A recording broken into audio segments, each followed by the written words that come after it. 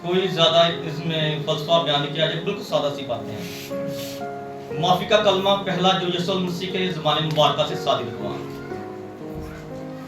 माफी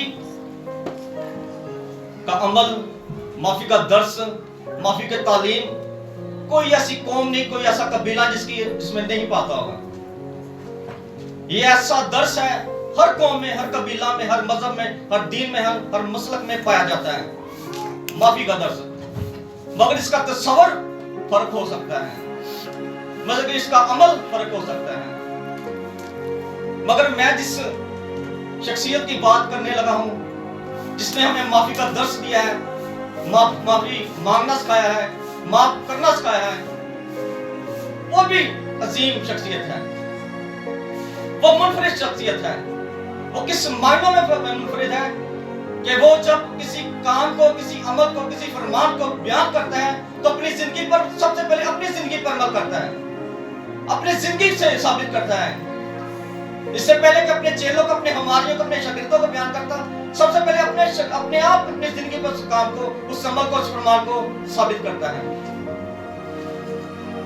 इससे पहले कि जन्नत का मंशूर जब उसने बयान किया तो एक वक्त आया कि जो उसने बयान किया था, आज उस बयान किए हुए फरमान को सलीब पर बयान करता, सलीब पर उसे अमल का जामा पहनाता।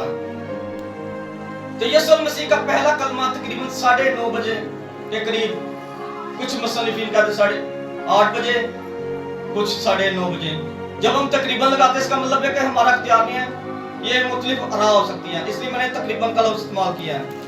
तकरीबन 9:30 बजे यीशु मसीह की ज़बान मुबारक से ये सबसे पहला कलमा सादर होता है, जब यीशु मसीह के सरपाक पर कांटों का ताज लगा है, मुंह पर तमाचे खाए हुए हैं, मुबारक पीठ लहू से लहूलहान है, और सरपाक पर बिच्छू बूटी कांटों का ताज है। इन सब के साथ दोस्तों की बेवफाई और ऐसा गम जो उसके साथ था कि अपनों ने उसे छोड़ दिया। तो यीशु मसीह गम से निढाल, गम से चूर होकर ज़ख्मों की ताब लाते हुए एक जुमला बयान करते हैं जो सारी उम्मत के लिए, सारे कबीले के लिए, सारी दुनिया के लिए एक मुनफरिद बयान है। क्या बाप, इनको माफ कर, क्योंकि ये जानते नहीं कि क्या करते हैं।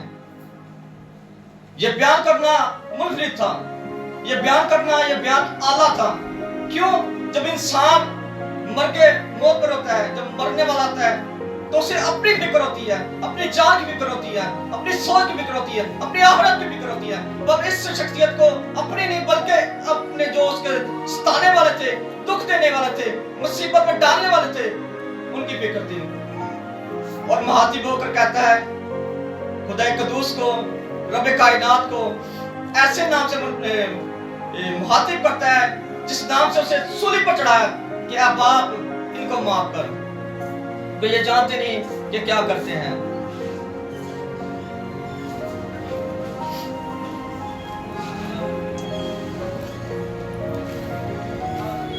यीशु मसीह की ज़बान मुबारक से ये सादिर होने वाला पहला कलमा यशायाह नबी की किताब, उसका 53 बाब, उसकी 12वीं आयत की तकमील है, जहां पे यूं मरकूम है, जहां पे ये लिखा हुआ है, तो भी उसने बहुतों के गुनाह उठा लिए और हत्याकारों की शिकायत की। मसीह में मेरे अज़ीज़ों, अगर आप इस आयत पर और इस काम पर और इस अमल पर, इस फरमान पर अगर नजर करें, गौर करें, तो आपको एक बहुत सारी अजीब बात मिलेगी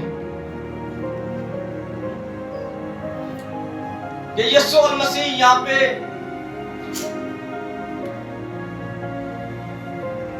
शफायत के तौर पर, शफायतकार के तौर पर ज़ाहिर हुए हैं। उनकी जो सिर्फ यहाँ पे बयान हुए पहले कलमे में, वो शफायतकार है, शफी है, यानी शफी का मतलब शफायतकार, कि उसने डायरेक्ट, यानी कि डायरेक्ट, बराह रास्त, बिला वास्ता नहीं कहा कि मैं तुम्हारे इस अमल को, इस गुनाह को माफ करता हूं, बल्कि उस मसीह यीशु ने खुदा को मुखातिब करके कहा कि अब आप इनको माफ करो। इसका मतलब है कि यहाँ पे यीशु मसीह की जो सिफ्त बयान हुई है वो शफायतकार की है। हालांकि यीशु मसीह की अंजील में अगर पढ़ें तो बेशुमार बहुत सारे मकामात पर आपको यीशु मसीह की एक और सिफ्त मिलेगी, वो है फॉरगिवर, यानी कि माफ करने वाला, बख्शनहार। मगर सलीब पर यीशु मसीह ने इन लोगों को यीशु को खुदा को मुखातिब करते हुए जो नीचे यहूदी खड़े थे, रूमी खड़े थे, बहुत सारी कौम खड़ी थी, उनको माफ किया। और यहाँ पे यीशु मसीह की जो सिफ्त बयान होती है वो शफायतकार की है। ये यीशु मसीह का बड़ा गहरा और कमाल का, मैं कहता हूं बाकमाल का ये सिफ्त है, ये फजल है जो उसने नस्ल इंसानियत पर की। तो जो सिफ्त यहाँ पे यीशु मसीह की बयान की जा रही है वो सिफ्त आज भी कायम और दायम है। यीशु मसीह शफायतकार है अहले मसीहत का, अहले ईमान का। वो यीशु मसीह आज भी पैसे का पैसा शफायतकार है। उसकी दलील, उसकी सबूत आपको कलाम मुकद्दस में मिलेगी, कम से कम 3 से 4 हवाला जात में। मगर मैं आपके हजूर में आपकी समातों में एक ही हवाला, इब्रानियों का बाब उसकी 6 बाब उसकी 25 आयत में, इसलिए जो उसके वसीला से खुदा के पास आते हैं वो उन्हें पूरी पूरी निजात दे सकता है, क्योंकि वो उनकी शिफायत के लिए हमेशा जिंदा है। दुनिया का वाहिद शिफायतकार है जो जिंदा है, कोई भी शिफायतकार जिंदा नहीं है। अपना ईमान है, अपना अपना कीता है, अपनी अपनी तालीमात है। कुछ कहते हैं कि बहुत सारे आखिरत में, रोज़े आखिरत में शिफायत होगी, मगर यीशु मसीह वाहिद ऐसी शख्सियत है जो सलीब पर लटके हुए हैं, वो शिफायतकार वहां भी शिफायत कर रहा है, वो आने वाले ज़माने तक आपका शिफायतकार है। आप जिस तरह मर्जी हालात में हो, आप जिस तरह मुश्किल में हो, आपका शिफायतकार सोया नहीं है, आपका शिफायतकार मुर्दा नहीं है, आपका शिफायतकार कब्र में नहीं है, आपका शिफायतकार जिंदा दाहिने तरफ बैठा है। हालेलुया।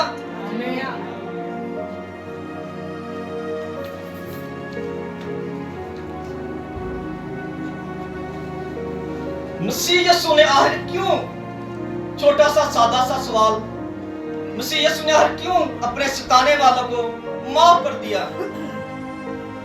इसमें माफी का भी दर्ज है, जरूरी नहीं कि शिफायतकार का माफी का भी दर्ज है कि उसने अपने दिल से, और यीशु मसीह के दिल में कड़वाहट नहीं थी, जहर नहीं था, बदले की आस में थी, बल्कि यीशु मसीह ने माफ किया। हाँ, मुखातिब खुदा को किया, मगर उसके दिल में माफी का दर्ज था, माफी का असर था। आखिर क्यों यीशु मसीह ने उनको माफ किया जिन्होंने ठट्ठों में डाया,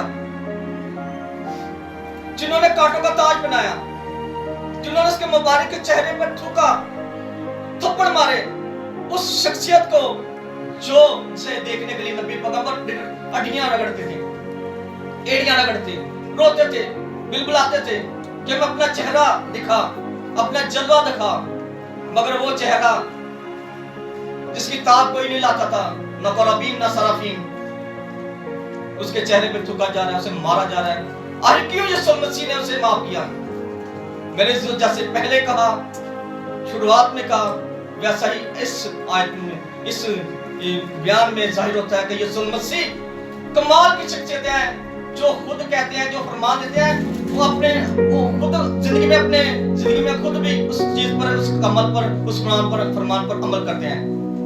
आप अगर जन्नत का मंशूर पढ़ें जो मत्ती की इंजील में बयान किया गया है, उसमें दुश्मनों के बारे में लिखा है, यहूदियों की तालीमात एक, मगर यीशु मसीह ने कहा नहीं, तुम अपने दुश्मनों के लिए दुआ करो। यहाँ पर जो यीशु मसीह ने जो वहां पे मत्ती की इंजील में बयान किया था, अपने जिंदगी में, अपने हीने हयात में, ज़मीनी खिदमत में, उस आयत मुबारक को अपनी जुबान से साझ करके पूरा किया, अपने दुश्मनों को माफ करके, अपने दुश्मनों के लिए दुआ करके।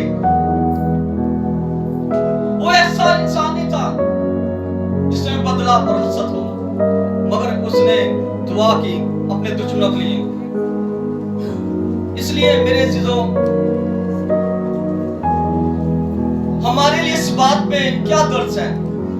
क्या तालीम है, क्या तरबियत है, क्या तरक्की है कि हम यीशु मसीह के इस कलमे को लेकर अपनी जिंदगी में उसे एक अच्छी जिंदगी गुजार सकें और पुरजलाल जिंदगी गुजार सकें। मेरे अजीजों, यीशु मसीह ने अपने सताने वालों के लिए सताने वालों को माफ किया।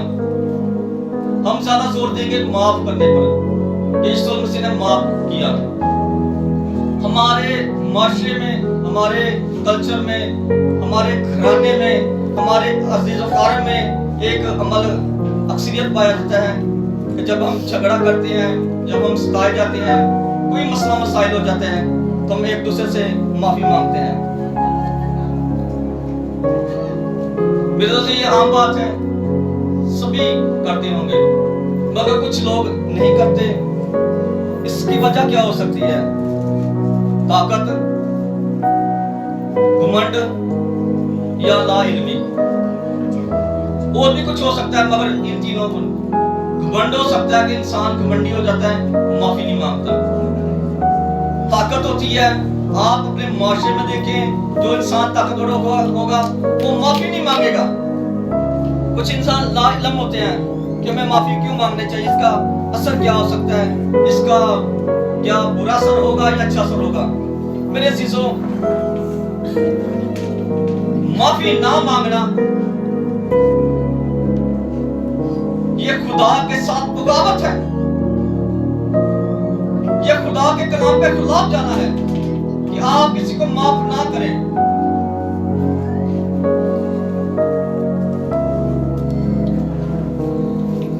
जिंदा वाकया, जिंदा बयान, जिंदा गवाही आपके साथ शेयर करूंगा जो इसके साथ ही मुझसे लिखा है, इसके साथ रिलेटेड है। 25 तारीख को 12 बजे एक शख्सियत को मैं मिला। उसे मैंने देखा, उसके कदर से मैंने पूछा, भाई ये शख्सियत इतनी कमजोर कैसे हो गई? प्लीज मुझे आपकी तवज्जो चाहिए, सिर्फ 2 मिनट। मैं इस बात से मशहूर हूं कि मैं जल्दी सरमन खत्म कर देता हूं, तो ये खत्म होने वाला है। आपकी तवज्जो चाहिए। मैंने भाई से उसके कजन से पूछा, जो मेरा दोस्त था, मैंने पूछा इस भाई को क्या हुआ है? यकीनन आप सभी जानते हैं, एक मर्ज है जो घर घर में है, वो शुगर का मर्ज है, मगर शुगर के पीछे कुछ और भी था। मैंने उससे पूछा वजह क्या है? कहता है ये क्रोधी है, ये नफरत से भरा हुआ है, ये किसी को माफ नहीं करता, अपनी बेगम को, अपनी हयात को, अपनी मनकूहा को गंदी गंदी गालियां निकालता है, अपने बच्चों को बख्शता नहीं है, किसी से गलती हो जाए तो माफ नहीं करता। ठीक है, ये होगी उसके करावती की गवाही। इसके बाद मैंने इसके भाई से पूछा, जो 1 माह से पैदा हुए हैं, उसने भी ऐसा ही बयान किया, उसने इजाफा नहीं किया। उसने कहा ये क्रोधी है, ये नफरत से भरा, किसी को माफ नहीं करता, अगर किसी से कोताही हो गई, गलती हो जाए तो ये माफ नहीं करता। यकीन माने, मैंने उस लड़के को, उस बंदा को देखा है 2025 में, भरपूर जवान, शकील था, दिलावर था, खूबसूरत था, मगर अब आप उसकी शख्सियत देखें तो आपको खो पाएगा अगर आपने उसे पहले देखा है। तो उसकी वजह क्या है? मेरे से खुदा का कलाम कहता है, माफी ना मांगने वाला इंसान जिस्मानी तौर पर और रूहानी तौर पर मुर्दा होगा, वो पस्त होगा, बहुत सारी मुश्किलों में पड़ेगा, इब्लीस के हाथों आलाकार होगा। आप के पास ये इख्तियार है कि आप किसी को माफ करके खुदा के बेटे कहलाना चाहते हैं, जैसा खुदा के कलाम में फरमान है, या आप माफ ना करके शैतान के नस्ल या उसके बेटे और बेटी कहलाना चाहते हैं। मेरे अजीजों, हमारे माशरे में एक मुनफरिद माफी है जो मुझे भी दर्ज किया जाता है, मुझे भी बयान किया जाता है, मुझे, मगर आज तक मुझे इस माफी के बारे में बताया किसी नहीं है। सुन लेता हूँ पर मैंने कभी इस बारे में सोचा नहीं है, कि सोचता हूँ कि मुझे क्यों नहीं इस बारे में बताते। मेरे अजीजों, हमारे माशरे में एक माफी चलती है, हमारे अजीजों कारम में झगड़े होते हैं, या हमारे खादमीन के साथ झगड़े होते हैं, या किसी के साथ होते हैं, या काम पर झगड़ा होता है, तो हम माफी मांगते हैं। तो यकीन माने, आप जितनी भी जाने यहाँ पे बैठी हुई हैं, बहुत सारे मेरी बात से मुतफिक होंगे, हम अक्सरियत माफी नहीं मांगते।